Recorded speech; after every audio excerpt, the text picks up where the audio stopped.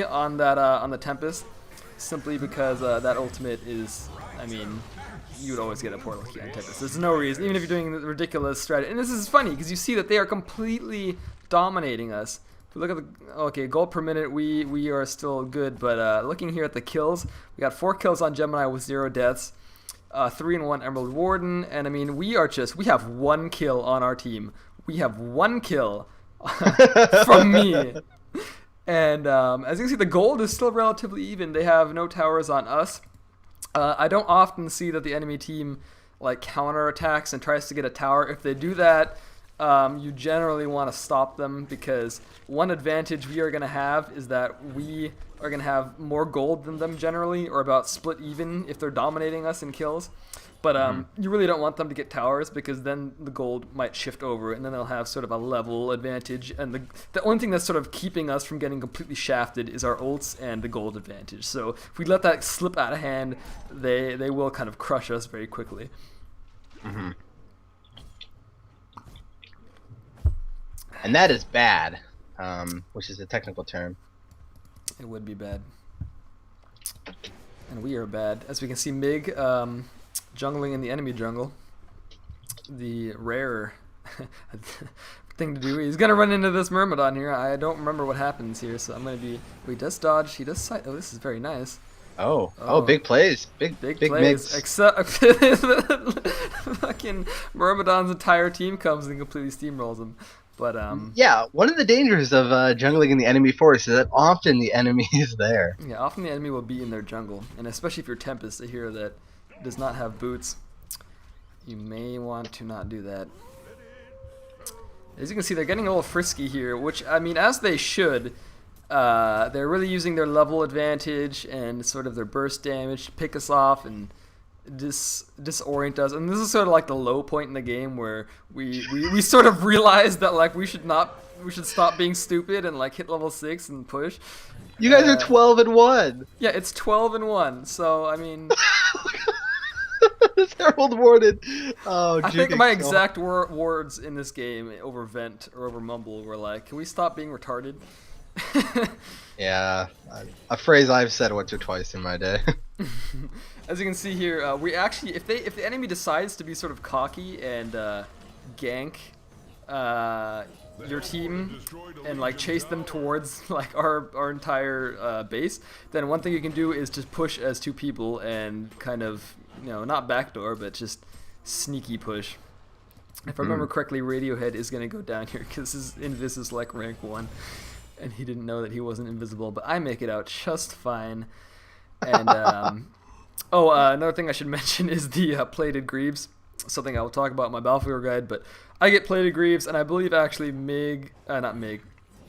Radiohead here is also going to get plated greaves. Just because, I mean, you don't really need to, but if we're ever split in pushing, it's nice for him to have them. And he is going to get Soul's Bulwark. I'm not getting Soul's Bulwark simply because he is already going to be. For Balfagor, I like to get my Ring of the Teacher, my Plated Greaves, my Blood Chalice. If I'm mid, sometimes I will get the bottle. Actually, very often I will. I don't know why I didn't get it this game. I guess I was just laughing too hard or something. But, I think I get Shaman's Headdress in this game actually, because Shaman's Headdress on Balfagor is actually quite hilarious because his HP is already ridiculous, and then the magic reduction is just completely further ridiculous. I like it. Now, just while we're talking about, like, you know, obviously this is a build that's perfected by any means. Really nice little cure by Meg, but I'm not sure what his exit strategy. I'm watching this juke. He comes out. I like the enemy. They're like, wait a minute, this guy is not good enough to juke us. Let's just like backtrace our steps, and there he is. Yeah. But while we're talking about like improvements, do you think it's a good idea to put the mana ring on Tempest? Couldn't somebody else get that so that he can get his portal key a lot sooner? So maybe get it on something like Keeper or Torturer. Yeah, I think if anything, we should probably move that to Torturer because, like you said, yeah, getting the portal key on Temp is absolutely crucial. And yeah, this, I don't know what Camp's deal was in this game, but he's level 6 still, and I believe look at his gold per minute, 128. So not smashing. I think if you're Torturer, there's no excuse for having a gold per minute that low, just because you can farm stuff quite easily. But I mean, he is going to be involved in so many pushes, and I bet you he has many deaths. Yeah, 0 He and also has a 4. very interesting skill build. 2-2-1-1 On who? on Torturer. Let me see here. Yeah, I don't know what he's doing. You should be maxing impalement. No questions asked. No exceptions. If you're doing this retarded push build, you need that impalement. Like even if you want to clear creep wave with bonds, like at least get something. You don't need your ultimate at 6 either by any means. No, you don't need your ultimate. I wouldn't even get more than 1 rank of chain reaction probably just for I don't know. No. Here we have Mig ulting absolutely nothing. Completely beautiful. That's our big. And he got a kill somehow. Like what?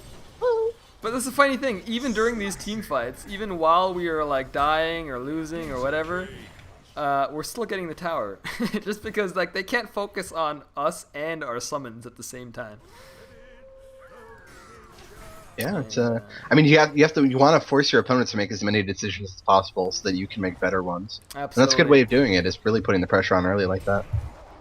Yeah, sometimes we'll push 2 lanes at once. Other times we will go as 5. I think later, pushing 2 lanes at once can be useful, as we do see Rampage getting completely dominated. But yeah, what is the score now? 4-0 on this Gemini. Still 5-1 on Emerald Warden. We have moved up. We have upgraded from 1 kill on our team to 2 kills. Mig is looking to surpass me with his big 1 kill. And yeah, 3 assists total on our team. Not bad. Yeah, you double your kill count in a matter of moments. Absolutely. And I can actually see here, I think they are making more gold than we are. So we are really not executing this strategy good at all. Like, I mean, I'm not going to be patting myself on the back for this game.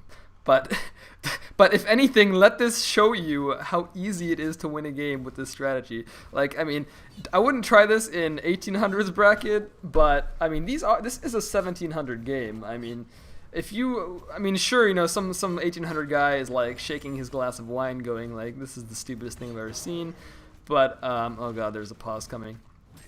But if you're not 1800 and you're just like anything lower than 1700 or even in the 1700 bracket, like by all means try this. Like it can work, and I've played 4 to 5 games with this strategy and I've won every single one. Like it's cheesy, and cheese is good. I like cheese. Yeah, I mean, you know, so many games that we play in HoN are so like, what's a good word? Like just kind of like blobby, right? Like they don't have a focus, especially when you're playing with 4 or 5 people. It's like, well, okay, what are we doing now? And if you don't have somebody that's really leading and telling everybody what to do, they just feel so like random and dispersed. But if you say, okay, here's what we're gonna do, we're just gonna push everything. Well, suddenly everybody has something to focus on, and I think that is like a big reason why it's so effective, is that everybody knows what is supposed to be happening. Absolutely. And what I love about this strategy is that you don't even need a team of 5 people. Like usually if you're gonna do a focus sort of thing, you are gonna need a team of like 4 or 5 people. But like this, I mean, we're like 3 people or 4 people right now. We've done this with 3 people, and I mean, it really is all you need. If anything, you can convince like one last guy to help out with this. And by the way, this is all pick, so you are gonna need the all pick. But I don't think that really goes against the strategy. One thing I should mention though, if the enemy has a lot of area of effect, it can get tough. But I mean, in this game, there is a decent amount of area damage. We have Gemini with Twin Breath. We have Emerald Warden doesn't necessarily have any AoE, but we have Witch Slayer with the Graveyard, Hammerstorm with the Hammer Throw, and Myrmidon with the Weed Field. So although they're not like the biggest AoE heroes, like that's not like a Pyro or a Torture or something, but I mean that's a decent amount of area of effect damage coming out to stop our minions.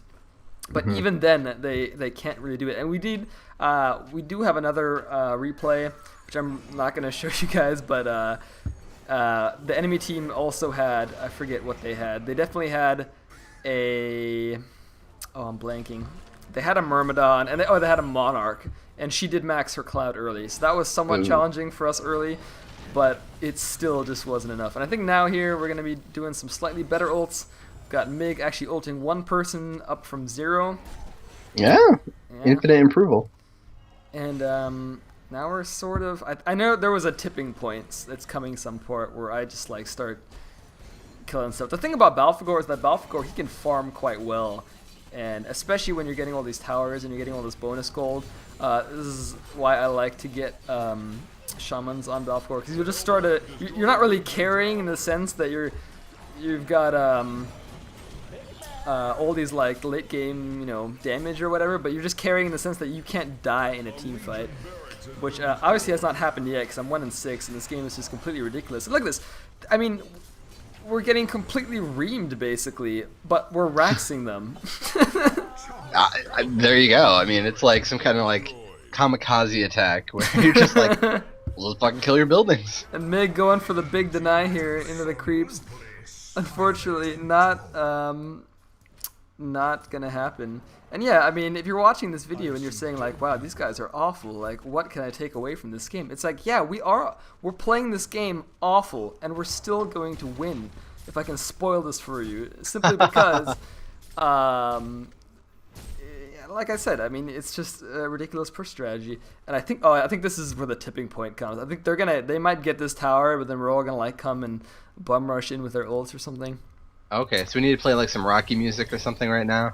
I don't know. It might not be like right here, but I remember there's a point where I think I was bottom and they push mid and they kill my entire team, but then they're all wounded and I just come in and I'm just like, Rocky Balboa, just like punching them all in the face. And this rampage. I would like to do a Rocky impression because I would do it right now. But... Oh, you should. You should do it with all this rampage is dragging this Emerald Warden around. Poor Emerald Warden. Actually, I think hold the Rocky music for this rampage. I am interested to see why this Gemini actually has a Assassin's Shroud. That is actually very bizarre. So, I mean... You can proc invis twice. You could proc...